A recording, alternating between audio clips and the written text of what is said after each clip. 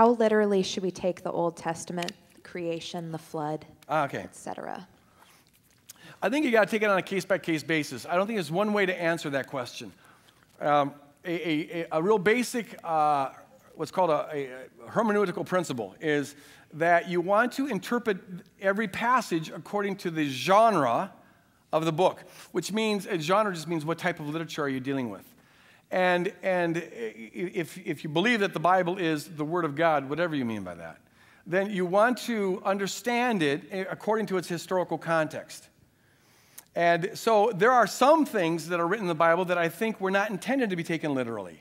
And so you want to apply a different category for that, whether it's allegory or mythology or folklore or something of the sort. But passages that are intended to be taken literally, I want to take literally. Now, sometimes it's hard to tell what is what. And so we're going to have disagreements on this. Genesis 1, is that meant to be taken literally? What does the word day mean? Hebrew, yom. Does it mean epic or does it mean a literal day? Is it, did the author think he was giving us a snapshot picture of what happened in the first 6 literal days of creation? And if that's the case, how was there light and darkness 4 days before there was a sun and moon? You have those kind of questions. So some of this you just can't maybe resolve.